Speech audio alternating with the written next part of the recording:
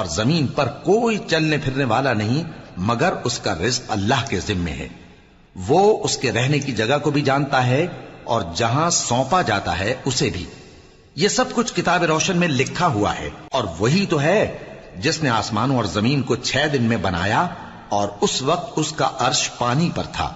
تمہارے پیدا کرنے سے مقصود یہ ہے کہ وہ تم کو آزمائے کہ تم میں عمل کے لحاظ سے کون بہتر ہے۔ اور اے نبی، اگر تم کہو کہ تم لوگ مرنے کے بعد زندہ کر کے اٹھائے جاؤ گے تو کافر کہہ دیں گے کہ یہ تو کھلا جادو ہوا، اور اگر ایک مدت معین تک ہم ان سے عذاب روک دیں تو کہیں گے کہ کون سی چیز عذاب کو روکے ہوئے ہے۔ دیکھو، جس روز وہ ان پر واقع ہوگا پھر ٹلنے کا نہیں، اور جس چیز کا یہ مذاق اڑاتے ہیں وہ ان کو گھیر لے گی۔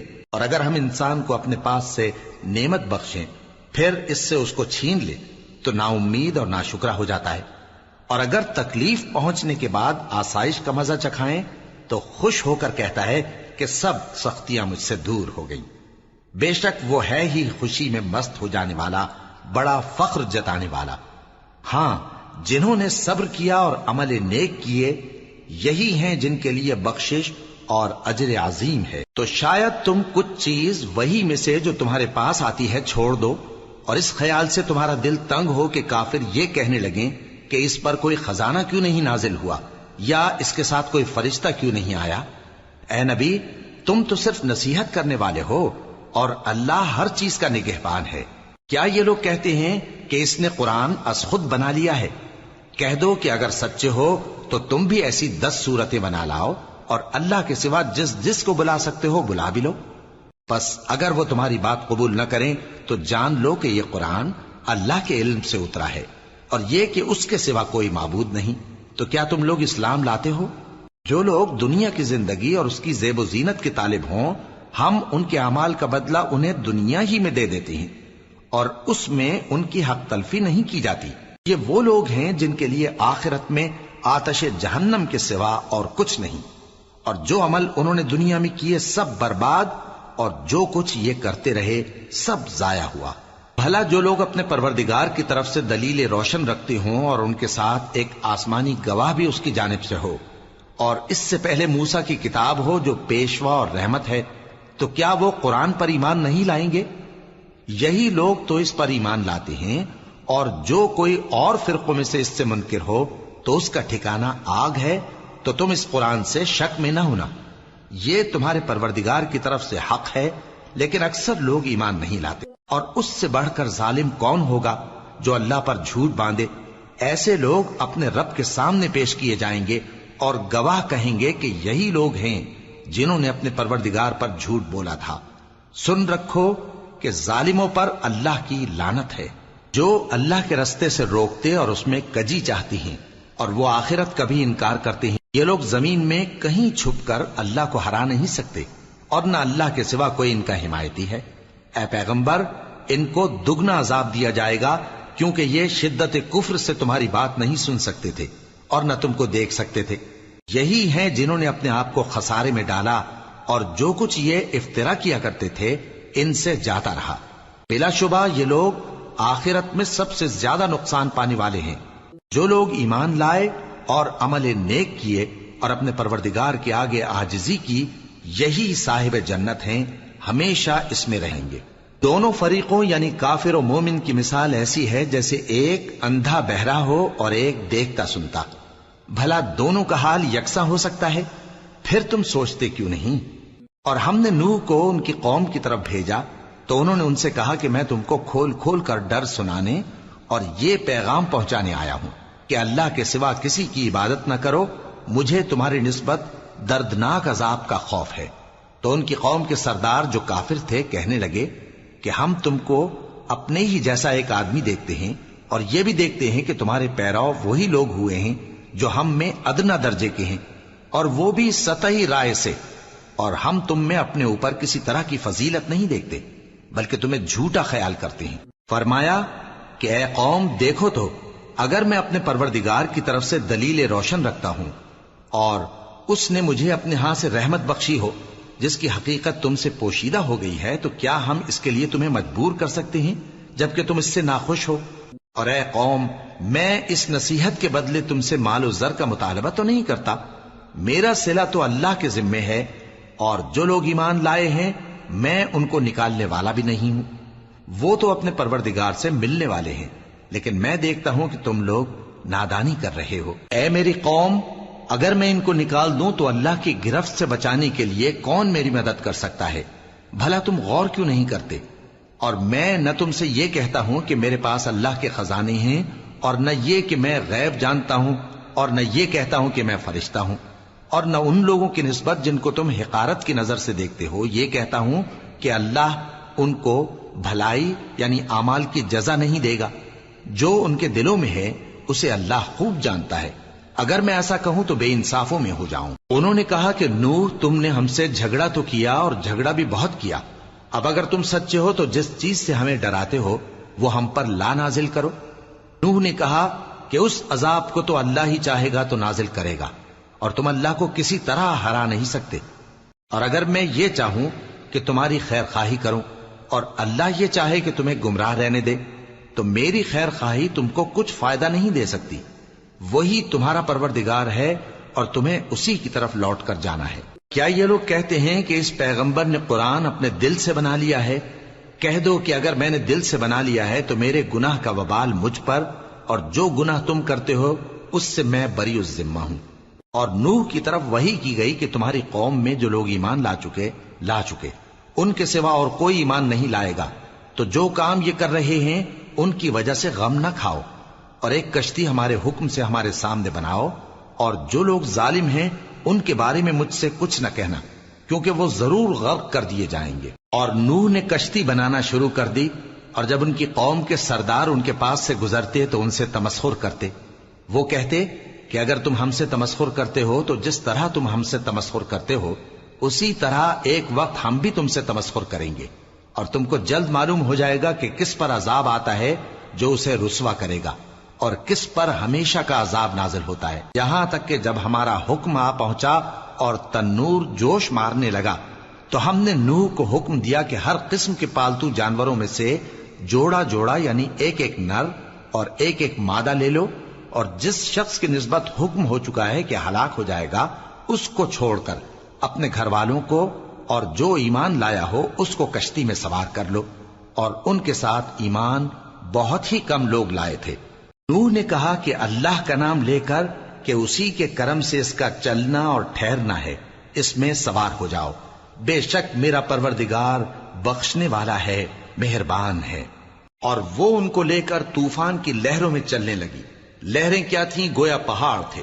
اس وقت نوح نے اپنے بیٹے کو جو کشتی سے الگ تھا پکارا کہ بیٹا ہمارے ساتھ سوار ہو جا اور کافروں میں شامل نہ ہو۔ اس نے کہا کہ میں ابھی پہاڑ سے جا لگوں گا، وہ مجھے پانی سے بچا لے گا۔ فرمایا کہ آج اللہ کے عذاب سے کوئی بچانے والا نہیں اور نہ کوئی بچ سکتا ہے مگر وہی جس پر اللہ رحم کرے۔ اتنے میں دونوں کے درمیان لہر حائل ہو گئی اور وہ ڈوب کر رہ گیا، اور حکم دیا گیا کہ اے زمین اپنا پانی نگل جا اور اے آسمان تھم جا، اور پانی خشک ہو گیا اور کام تمام کر دیا گیا، اور کشتی کوہ جودی پر جا ٹھہری، اور کہہ دیا گیا کہ بے انصاف لوگوں پر لعنت۔ اور نوح نے اپنے پروردگار کو پکارا اور کہا کہ پروردگار، میرا بیٹا بھی میرے گھر والوں میں ہے، تو اس کو بھی نجات دے، تیرا وعدہ سچا ہے اور تو بہترین حاکم ہے۔ اللہ نے فرمایا کہ اے نوح، وہ تیرے گھر والوں میں نہیں ہے، وہ تو سراسر بد عمل ہے، تو جس چیز کی تم کو حقیقت معلوم نہیں اس کے بارے میں مجھ سے درخواست ہی نہ کرو، اور میں تم کو نصیحت کرتا ہوں کہ نادان نہ بنو۔ نوح نے کہا پروردگار، میں تجھ سے پناہ مانگتا ہوں کہ ایسی چیز کی تجھ سے درخواست کروں جس کی حقیقت مجھے معلوم نہیں، اور اگر تو مجھے نہیں بخشے گا اور مجھ پر رحم نہیں فرمائے گا تو میں تباہ ہو جاؤں گا۔ حکم ہوا کہ نوح ہماری طرف سے سلامتی اور برکتوں کے ساتھ جو تم پر اور تمہارے ساتھ کی جماعتوں پر نازل کی گئی ہیں اتر آؤ، اور کچھ اور جماعتیں ہوں گی جن کو ہم دنیا کے فوائد سے بہرہ مند کریں گے، پھر ان کو ہماری طرف سے عذاب علیم پہنچے گا۔ یہ حالات غیب کی خبروں میں سے ہیں جو ہم تمہاری طرف بھیجتے ہیں، اور اس سے پہلے نہ تم ہی ان کو جانتے تھے اور نہ تمہاری قوم ہی ان سے واقف تھی، تو صبر کرو کہ انجام پرہیزگاروں ہی کا بھلا ہے۔ اور ہم نے قوم عاد کی طرف ان کے بھائی ہود کو بھیجا. انہوں نے کہا اے میری قوم اللہ ہی کی عبادت کرو، اس کے سوا تمہارا کوئی معبود نہیں. تم شرک کر کے اللہ پر محض بہتان باندھتے ہو. میری قوم میں اس واعظ و نصیحت کا تم سے کچھ صلہ نہیں مانگتا. میرا صلہ تو اس کے ذمے ہے جس نے مجھے پیدا کیا. بھلا تم سمجھتے کیوں نہیں؟ اور اے قوم اپنے پروردگار سے بخشش مانگو، پھر اس کے آگے توبہ کرو. وہ تم پر آسمان سے موسلا دھار بارش برسائے گا اور تمہاری طاقت پر طاقت بڑھائے گا. اور دیکھو گناہگار بن کر روگردانی نہ کرو. وہ بولے ہود تم ہمارے پاس کوئی دلیل ظاہر نہیں لائے، اور ہم صرف تمہارے کہنے سے نہ اپنے معبودوں کو چھوڑنے والے ہیں اور نہ تم پر ایمان لانے والے ہیں.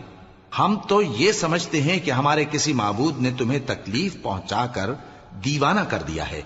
انہوں نے کہا کہ میں اللہ کو گواہ کرتا ہوں اور تم بھی گواہ رہو کہ جن کو تم اللہ کا شریک بناتے ہو میں ان سے بیزار ہوں. یعنی جن کی اللہ کے سوا عبادت کرتے ہو تو تم سب مل کر میرے بارے میں جو تدبیر کرنی چاہو کر لو اور مجھے مہلت نہ دو. میں اللہ پر جو میرا اور تمہارا سب کا پروردگار ہے بھروسہ رکھتا ہوں. زمین پر جو چلنے پھرنے والا ہے وہ اللہ کے قبضہ قدرت میں ہے. بے شک میرا پروردگار سیدھے رستے پر ہے. اب اگر تم روگردانی کرو گے تو جو پیغام میرے ذریعے تمہاری طرف بھیجا گیا ہے وہ میں نے تمہیں پہنچا دیا ہے، اور میرا پروردگار تمہاری جگہ اور لوگوں کو لا بسائے گا، اور تم اللہ کا کچھ بھی نہیں بگاڑ سکو گے. میرا پروردگار تو ہر چیز پر نگہبان ہے. اور جب ہمارا حکم عذاب آ پہنچا تو ہم نے ہود کو اور جو لوگ ان کے ساتھ ایمان لائے تھے ان کو اپنی مہربانی سے بچا لیا اور انہیں عذاب شدید سے نجات دی. یہ وہی قوم عاد ہے جس نے اللہ کی نشانیوں سے انکار کیا اور اس کے پیغمبروں کی نافرمانی کی اور ہر سرکش و متکبر کا کہا مانا. اور اس دنیا میں بھی لعنت ان کے پیچھے لگی رہی اور قیامت کے دن بھی لگی رہے گی. دیکھو قوم عاد نے اپنے پروردگار سے کفر کیا، اور سن رکھو قوم عاد پر پھٹکار ہے جو ہود کی قوم تھی. اور قوم سمود کی طرف ان کے بھائی صالح کو بھیجا تو انہوں نے کہا اے قوم اللہ ہی کی عبادت کرو، اس کے سوا تمہارا کوئی معبود نہیں. اسی نے تم کو زمین سے پیدا کیا اور اس میں آباد کیا، تو اس سے مغفرت مانگو اور اس کے آگے توبہ کرو. بے شک میرا پروردگار نزدیک بھی ہے اور دعا کا قبول کرنے والا بھی ہے. انہوں نے کہا کہ صالح اس سے پہلے ہم تم سے کئی طرح کی امیدیں رکھتے تھے، اب وہ منقطع ہو گئی. کیا تم ہم کو ان چیزوں سے منع کرتے ہو جن کو ہمارے بزرگ پوجتے آئے ہیں؟ اور جس بات کی طرف تم ہمیں بلاتے ہو اس کی طرف سے ہم بڑے بھاری شک میں ہیں. صالح نے کہا اے میری قوم بھلا دیکھو تو اگر میں اپنے پروردگار کی طرف سے کھلی دلیل پر ہوں اور اس نے مجھے اپنے ہاتھ سے نبوت کی نعمت بخشی ہو، تو اگر میں اللہ کی نافرمانی کروں تو اس کے سامنے میری کون مدد کرے گا؟ تم تو کفر کی باتوں سے میرا نقصان ہی کرتے ہو. اور یہ بھی کہا کہ اے قوم یہ اللہ کی اونٹنی تمہارے لیے ایک نشانی یعنی معجزہ ہے، تو اس کو چھوڑ دو کہ اللہ کی زمین میں جہاں چاہے چرتی پھرے، اور اس کو کسی طرح کی تکلیف نہ دینا ورنہ تمہیں جلد عذاب آ پکڑے گا. مگر انہوں نے اس کو کاٹ ڈالا. تو صالح نے کہا کہ اپنے گھروں میں 3 دن اور فائدے اٹھا لو، یہ وعدہ ہے کہ جھوٹا نہ ہوگا.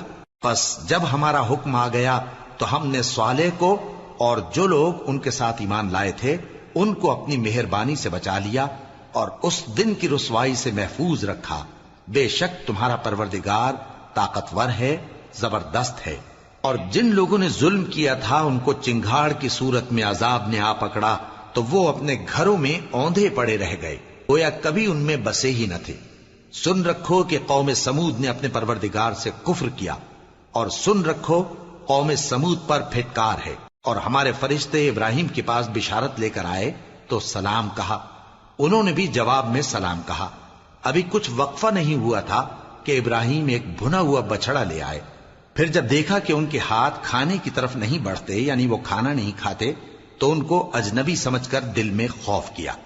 فرشتوں نے کہا کہ خوف نہ کیجیے، ہم قوم لوط کی طرف ان کے ہلاک کرنے کو بھیجے گئے ہیں. اور ابراہیم کی بیوی جو پاس کھڑی تھی ہنس پڑی تو ہم نے اس کو اسحاق کی اور اسحاق کے بعد یعقوب کی خوشخبری دی. اس نے کہا اے میرے بچہ ہوگا، میں تو بڑھیا ہوں اور یہ میرے میاں بھی بوڑھے ہیں، یہ تو بڑی عجیب بات ہے. انہوں نے کہا کیا تم اللہ کی قدرت سے تعجب کرتی ہو؟ اے اہل بیت، تم پر اللہ کی رحمت اور اس کی برکتیں ہیں، وہ لائق تعریف ہے، بڑا ہے۔ پھر جب ابراہیم سے خوف جاتا رہا اور ان کو خوشخبری بھی مل گئی تو قوم لوط کے بارے میں لگے ہم سے بحث کرنے۔ بے شک ابراہیم بڑے تحمل والے، نرم دل اور رجوع کرنے والے تھے۔ اے ابراہیم، اس بات کو جانے دو، تمہارے پروردگار کا حکم آ پہنچا ہے اور ان لوگوں پر عذاب آنے والا ہے جو کبھی نہیں ٹلنے کا۔ اور جب ہمارے فرشتے لوط کے پاس آئے تو وہ ان کے آنے سے غمناک اور تنگ دل ہوئے اور کہنے لگے کہ آج کا دن بڑی مشکل کا دن ہے۔ اور لوط کی قوم کے لوگ ان کے پاس بے تحاشا دوڑتے ہوئے آئے اور یہ لوگ پہلے ہی سے انتہائی بےہودہ حرکتیں کیا کرتے تھے۔ لوط نے کہا کہ اے بھائیو، یہ جو میری قوم کی لڑکیاں ہیں یہ تمہارے لیے جائز اور پاک ہیں، تو اللہ سے ڈرو اور میرے مہمانوں کے بارے میں مجھے بے آبرو نہ کرو۔ کیا تم میں کوئی بھی شائستہ آدمی نہیں؟ وہ بولے تم کو معلوم ہے کہ تمہاری ان بیٹیوں کی ہمیں کچھ حاجت نہیں، اور جو ہماری غرض ہے اسے تم خوب جانتے ہو۔ لوط نے کہا اے کاش مجھ میں تمہارے مقابلے کی طاقت ہوتی یا میں کسی مضبوط قلعے میں پناہ لے لیتا۔ فرشتوں نے کہا اے لوط، ہم تمہارے پروردگار کے فرشتے ہیں، یہ لوگ ہرگز تم تک نہیں پہنچ سکیں گے، تو کچھ رات رہے سے اپنے گھر والوں کو لے کر چل دو اور تم میں سے کوئی شخص پیچھے مڑ کر نہ دیکھے مگر تمہاری بیوی کے جو آفت ان پر پڑنے والی ہے وہی اس پر بھی پڑے گی۔ ان کے عذاب کے وعدے کا وقت صبح ہے، اور کیا صبح کچھ دور ہے؟ پھر جب ہمارا حکم آیا ہم نے اس بستی کو الٹ کر نیچے اوپر کر دیا اور ان پر پتھر کی تہ بتہ کنکریاں برسائیں جن پر تمہارے پروردگار کے ہاں سے نشان کیے ہوئے تھے، اور وہ بستی ان ظالموں سے کچھ دور نہیں۔ اور مدین کی طرف ان کے بھائی شعیب کو بھیجا تو انہوں نے کہا کہ اے قوم، اللہ ہی کی عبادت کرو کہ اس کے سوا تمہارا کوئی معبود نہیں، اور ناپ اور تول میں کمی نہ کیا کرو، میں تو تم کو آسودہ حال دیکھتا ہوں، اور اگر تم ایمان نہ لاؤ گے تو مجھے تمہارے بارے میں ایک ایسے دن کے عذاب کا خوف ہے جو تم کو گھیر کر رہے گا۔ اور اے میری قوم، ناپ اور تول انصاف کے ساتھ پوری پوری کیا کرو، اور لوگوں کو ان کی چیزیں کم نہ دیا کرو، اور زمین میں خرابی کرتے نہ پھرو۔ اگر تم کو میرے کہنے کا یقین ہو تو اللہ کا دیا ہوا نفع ہی تمہارے لیے بہتر ہے، اور میں تمہارا نگہبان نہیں ہوں۔ انہوں نے کہا اے شعیب، کیا تمہاری نماز تمہیں یہ سکھاتی ہے کہ جن کو ہمارے باپ دادا پوجتے آئے ہیں ہم ان کو ترک کر دیں، یا اپنے مال میں تصرف کرنا چاہیں تو نہ کریں؟ تم تو بڑے نرم دل اور بڑے سیدھے ہو۔ انہوں نے کہا کہ اے قوم، دیکھو تو اگر میں اپنے پروردگار کی طرف سے دلیل روشن پر ہوں اور اس نے اپنے ہاں سے مجھے نیک روزی دی ہو تو کیا میں اپنا فرض ادا نہ کروں؟ اور میں نہیں چاہتا کہ جس بات سے میں تمہیں منع کروں خود اس کو کرنے لگوں۔ میں تو جہاں تک مجھ سے ہو سکے تمہارے معاملات کی اصلاح چاہتا ہوں، اور اس بارے میں مجھے توفیق کا ملنا اللہ ہی کے فضل سے ہے۔ میں اسی پر بھروسہ رکھتا ہوں اور اسی کی طرف رجوع کرتا ہوں۔ اور اے قوم، میری مخالفت تم سے کوئی ایسا کام نہ کرا دے کہ جیسی مصیبت نوح کی قوم یا ہود کی قوم یا صالح کی قوم پر واقع ہوئی تھی ویسی ہی مصیبت تم پر واقع ہو۔ اور لوط کی قوم کا زمانہ تو تم سے کچھ دور نہیں، اور اپنے پروردگار سے بخشش مانگو اور اس کے آگے توبہ کرو، بے شک میرا پروردگار بڑا مہربان ہے، بہت محبت کرنے والا ہے۔ انہوں نے کہا کہ شعیب، تمہاری بہت سی باتیں ہماری سمجھ میں نہیں آتی، اور ہم دیکھتے ہیں کہ تم ہم میں کمزور بھی ہو، اور اگر تمہارے بھائی بند نہ ہوتے تو ہم تم کو سنسار کر دیتے، اور تم ہم پر کسی طرح بھی غالب نہیں ہو۔ انہوں نے کہا کہ اے قوم، کیا میرے بھائی بندوں کا دباؤ تم پر اللہ سے زیادہ ہے، اور اس کو تم نے پیٹھ پیچھے ڈال رکھا ہے؟ میرا پروردگار تو تمہارے سب اعمال کا احاطہ کیے ہوئے ہے۔ اور اے قوم، تم اپنی جگہ کام کیے جاؤ، میں اپنی جگہ کام کیے جاتا ہوں۔ تم کو ان قریب معلوم ہو جائے گا کہ رسوا کرنے والا عذاب کس پر آتا ہے اور جھوٹا کون ہے، اور تم بھی انتظار کرو، میں بھی تمہارے ساتھ انتظار کرتا ہوں۔ اور جب ہمارا حکم آ پہنچا تو ہم نے شعیب کو اور جو لوگ ان کے ساتھ ایمان لائے تھے ان کو تو اپنی رحمت سے بچا لیا، اور جو ظالم تھے ان کو چنگھاڑ نے آ دبوچا، تو وہ اپنے گھروں میں اوندھے پڑے رہ گئے، گویا ان میں کبھی بسے ہی نہ تھے۔ سن رکھو کہ مدین پر ویسی ہی پھٹکار ہے جیسی سمود پر پھٹکار تھی۔ اور ہم نے موسیٰ کو اپنی نشانیاں اور دلیل روشن دے کر بھیجا فرعون اور اس کے سرداروں کی طرف، تو وہ فرعون ہی کے حکم پر چلتے رہے، حالانکہ فرعون کا حکم درست نہیں تھا۔ وہ قیامت کے دن اپنی قوم کے آگے آگے چلے گا، پھر ان کو دوزخ میں جا اتارے گا، اور جس مقام پر وہ اتارے جائیں گے وہ برا ہے۔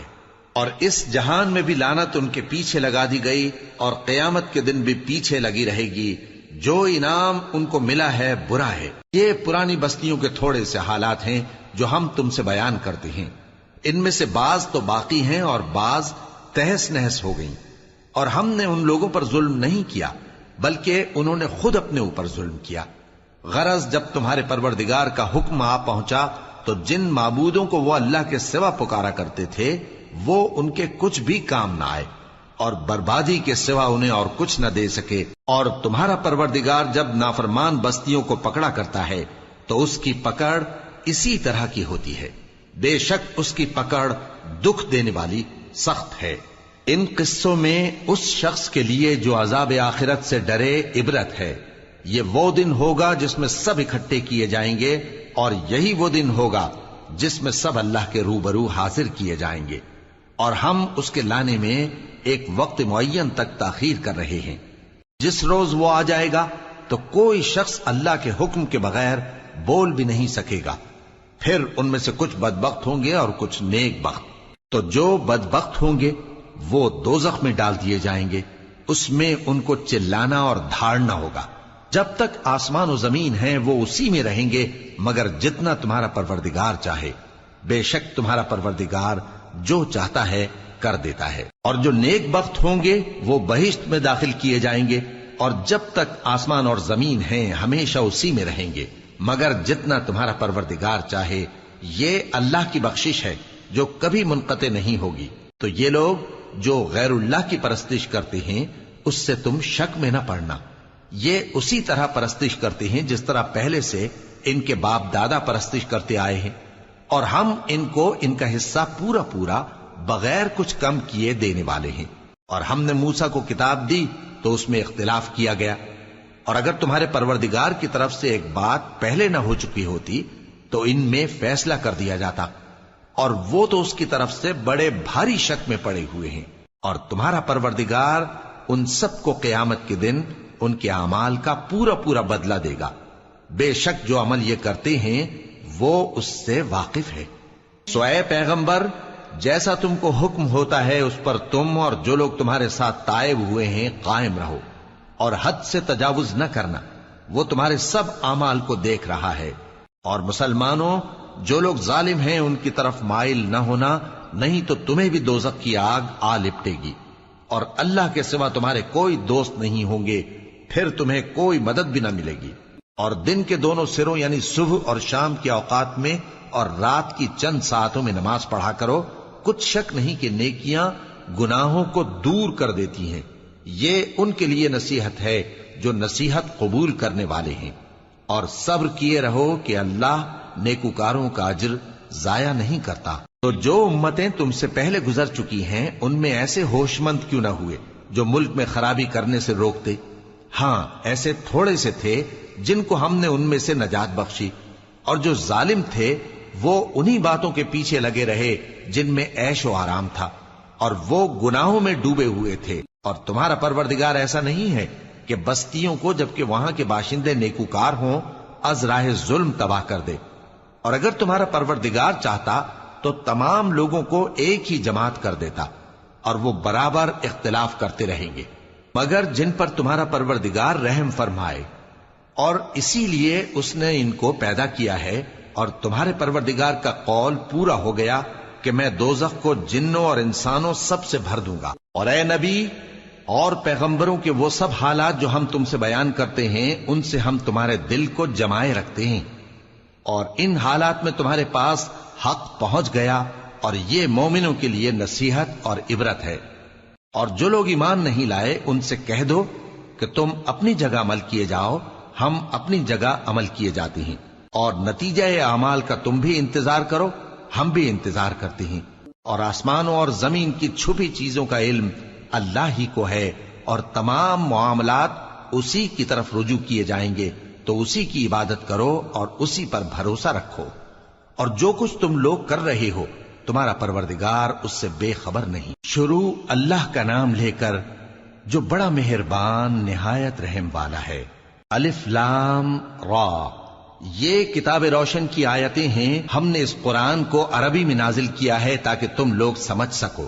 اے پیغمبر، ہم اس قرآن کے ذریعے سے جو ہم نے تمہاری طرف بھیجا ہے تمہیں ایک نہایت اچھا قصہ سناتے ہیں، اور تم اس سے پہلے بے خبر تھے۔ جب یوسف نے اپنے والد سے کہا کہ ابا، میں نے خواب میں 11 ستاروں اور سورج اور چاند کو دیکھا ہے، دیکھتا کیا ہوں کہ وہ مجھے سجدہ کر رہی ہیں۔ انہوں نے کہا کہ بیٹا، اپنے خواب کا ذکر اپنے بھائیوں سے نہ کرنا، نہیں تو وہ تمہارے حق میں کوئی چال چلیں گے۔ کچھ شک نہیں کہ شیطان انسان کا کھلا دشمن ہے، اور اسی طرح اللہ تمہیں برگزیدہ و ممتاز کرے گا اور خواب کی باتوں کی تعبیر کا علم سکھائے گا، اور جس طرح اس نے اپنی نعمت پہلے تمہارے دادا پر دادا ابراہیم اور اسحاق پر پوری کی تھی، اسی طرح تم پر اور اولاد یعقوب پر پوری کرے گا۔ بے شک تمہارا پروردگار سب کچھ جاننے والا ہے، حکمت والا ہے۔ ہاں، یوسف اور ان کے بھائیوں کے قصے میں پوچھنے والوں کے لیے بہت سی نشانیاں ہیں۔ جب انہوں نے آپس میں تذکرہ کیا کہ یوسف اور اس کا بھائی ابا کو ہم سے زیادہ پیارے ہیں، حالانکہ ہم جماعت کی جماعت ہیں، کچھ شک نہیں کہ ابا کھلی غلطی پر ہیں۔ یوسف کو یا تو جان سے مار ڈالو یا کسی ملک میں پھینک آؤ، پھر ابا کی توجہ صرف تمہاری طرف ہو جائے گی، اور اس کے بعد تم نیک لوگوں میں ہو جاؤ گے۔ ان میں سے ایک کہنے والے نے کہا کہ یوسف کو جان سے نہ مارو، کسی اندھے کنویں میں ڈال دو کہ کوئی راہگیر اسے نکال کر کسی دوسرے ملک میں لے جائے گا۔ اگر تم کو کرنا ہی ہے تو یوں کرو۔ یہ مشورہ کر کے وہ اپنے والد سے کہنے لگے کہ ابا جان، کیا سبب ہے کہ آپ یوسف کے بارے میں ہمارا اعتبار نہیں کرتے؟ حالانکہ ہم اس کے خیر خواہ ہیں، کل اسے ہمارے ساتھ بھیج دیجئے کہ خوب میوے کھائے اور کھیلے کودے، ہم اس کے نگہبان ہیں۔ انہوں نے کہا کہ یہ امر مجھے غمناک کیے دیتا ہے کہ تم اسے لے جاؤ، یعنی وہ مجھ سے جدا ہو جائے، اور مجھے یہ بھی خوف ہے کہ تم کھیل میں اس سے غافل ہو جاؤ اور اسے بھیڑیا کھا جائے۔ وہ کہنے لگے کہ اگر ہماری موجودگی میں کہ ہم ایک طاقتور جماعت ہیں اسے بھیڑیا کھا گیا تو ہم بڑے نقصان میں پڑ گئے۔ غرض جب وہ اس کو لے گئے اور اس بات پر اتفاق کر لیا کہ اس کو اندھے کنویں میں ڈال دیں، اور ہم نے یوسف کی طرف وحی بھیجی کہ ایک وقت ایسا آئے گا کہ تم انہیں ان کے اس سلوک سے آگاہ کرو گے، اور ان کو اس وحی کی کچھ خبر نہ ہوگی۔ اور یہ حرکت کر کے وہ رات کے وقت باپ کے پاس روتے ہوئے آئے، کہنے لگے کہ ابا جان، ہم تو دوڑنے اور ایک دوسرے سے آگے نکلنے میں مصروف ہو گئے اور یوسف کو اپنے اسباب کے پاس چھوڑ گئے تو اسے بھیڑیا کھا گیا، اور آپ ہماری بات کو گو ہم سچ ہی کہتے ہیں باور نہیں کریں گے، اور ان کے کرتے پر جھوٹ موٹ کا لہو بھی لگا لائے۔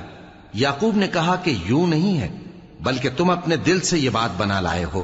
اچھا، صبر کہ وہی خوب ہے، اور جو تم بیان کرتے ہو اس کے بارے میں اللہ ہی سے مدد چاہیے۔ اور اب اللہ کی شان دیکھو کہ اس کنویں کے قریب ایک قافلہ آوارد ہوا اور انہوں نے پانی کے لیے اپنا سقا بھیجا، تو اس نے کنویں میں ڈول لٹکایا، یوسف اس سے لٹک گئے۔ وہ بولا، زہے قسمت، یہ تو ایک لڑکا ہے، اور اس کو قیمتی سرمایہ سمجھ کر چھپا لیا۔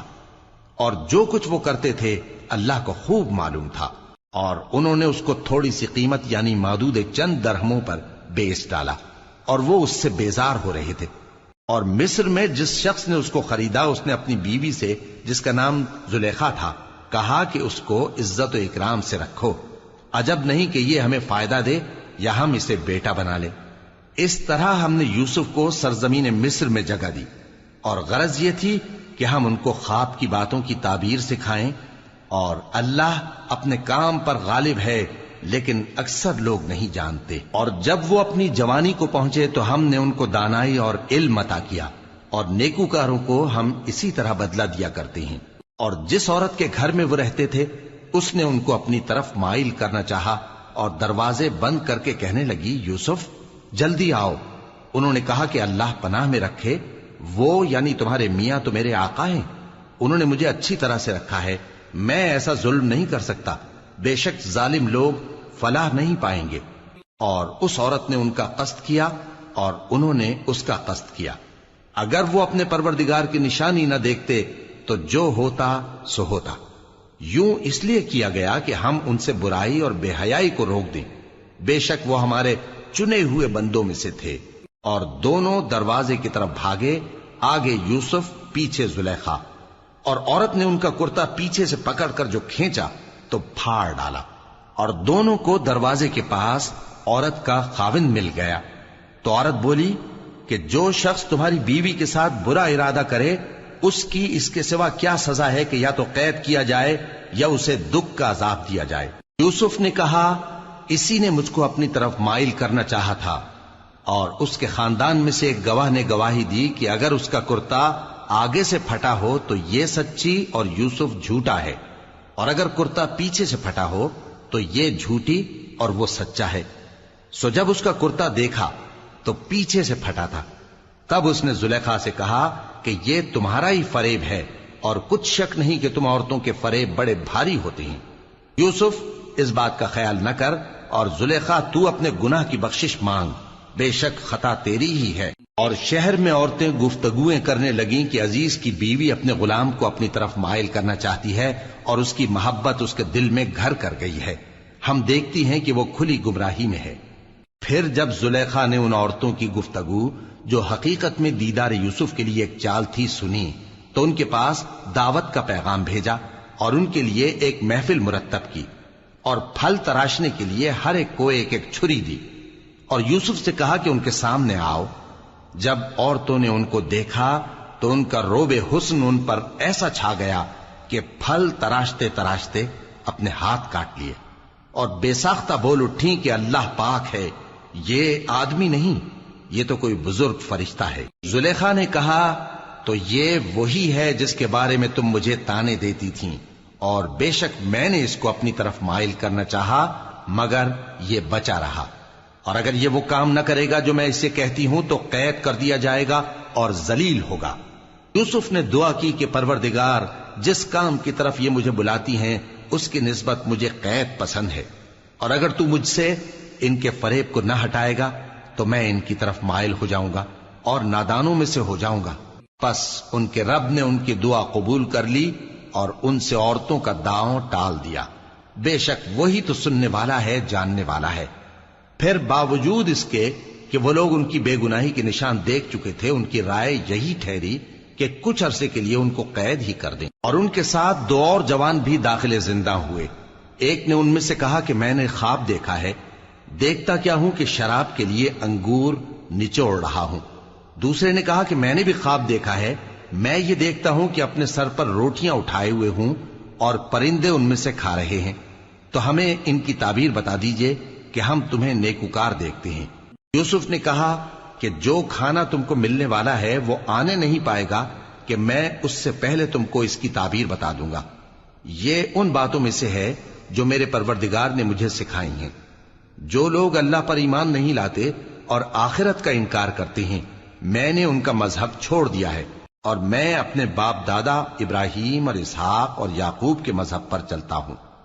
ہمیں شایع نہیں ہے کہ کسی چیز کو اللہ کے ساتھ شریک بنائیں، یہ اللہ کا فضل ہے ہم پر بھی اور لوگوں پر بھی، لیکن اکثر لوگ شکر نہیں کرتے۔ اے میرے قید خانے کے رفیقو، بھلا کئی جدا جدا آقا اچھے یا اللہ جو اکیلا ہے سب پر غالب ہے؟ جن چیزوں کی تم اللہ کے سوا پرستش کرتے ہو وہ صرف نام ہی نام ہیں جو تم نے اور تمہارے باپ دادا نے رکھ لیے ہیں، اللہ نے ان کی کوئی سند نازل نہیں کی۔ سن رکھو کہ اللہ کے سوا کسی کی حکومت نہیں ہے، اس نے ارشاد فرمایا ہے کہ اس کے سوا کسی کی عبادت نہ کرو، یہی سیدھا دین ہے، لیکن اکثر لوگ نہیں جانتے۔ اے میرے قید خانے کے رفیقو، تم میں سے ایک جو پہلا خواب بیان کرنے والا ہے وہ تو اپنے آقا کو شراب پلایا کرے گا، اور جو دوسرا ہے وہ سولی دیا جائے گا، اور پرندے اس کا سر نوچ کھائیں گے۔ جو بات تم مجھ سے پوچھتے تھے وہ فیصل ہو چکی ہے، اور ان دونوں میں سے جس کی نسبت یوسف نے خیال کیا کہ وہ رہائی پا جائے گا، اس سے کہا کہ اپنے آقا سے میرا ذکر بھی کر دینا۔ پھر شیطان نے اسے ان کا اپنے آقا سے ذکر کرنا بھلا دیا، اور یوسف کئی برس قید خانے ہی میں رہے۔ اور بادشاہ نے کہا کہ میں نے خواب دیکھا ہے، دیکھتا کیا ہوں کہ 7 موٹی گائیں ہیں جن کو 7 دبلی گائیں کھا رہی ہیں، اور 7 خوشے سبز ہیں اور 7 خشک۔ اے درباریو، اگر تم خوابوں کی تعبیر دے سکتے ہو تو مجھے میرے خواب کی تعبیر بتاؤ۔ انہوں نے کہا یہ خواب تو پریشان خیالی سے ہیں اور ہمیں ایسے خوابوں کی تعبیر نہیں آتی۔ اور وہ شخص جو دونوں قیدیوں میں سے رہائی پا گیا تھا اور جسے مدت کے بعد وہ بات یاد آ گئی، بول اٹھا کہ میں آپ کو اس کی تعبیر لا بتاتا ہوں، مجھے قید خانے جانے کی اجازت دیجیے۔ غرض وہ یوسف کے پاس آیا اور کہنے لگا، یوسف، اے بڑے سچے یوسف، ہمیں اس خواب کی تعبیر بتائیے کہ 7 موٹی گایوں کو 7 دبلی گائیں کھا رہی ہیں، اور 7 خوشے سبز ہیں اور 7 سوکھے، تاکہ میں لوگوں کے پاس واپس جا کر تعبیر بتاؤں۔ عجب نہیں کہ وہ تمہاری قدر جانے۔ انہوں نے کہا کہ تم لوگ 7 سال متواتر کھیتی کرتے رہو گے، تو جو غلہ کاٹو تو تھوڑے سے غلے کے سوا جو کھانے میں آئے باقی کو خوشوں میں ہی رہنے دینا۔ پھر اس کے بعد خشک سالی کے 7 سخت سال آئیں گے کہ جو غلہ تم نے جمع کر رکھا ہوگا وہ سب کو کھا جائیں گے، صرف وہی تھوڑا سا رہ جائے گا جو تم احتیاط سے رکھ چھوڑو گے۔ پھر اس کے بعد ایک ایسا سال آئے گا کہ خوب مے برسے گا اور لوگ اس میں رس نچوڑیں گے۔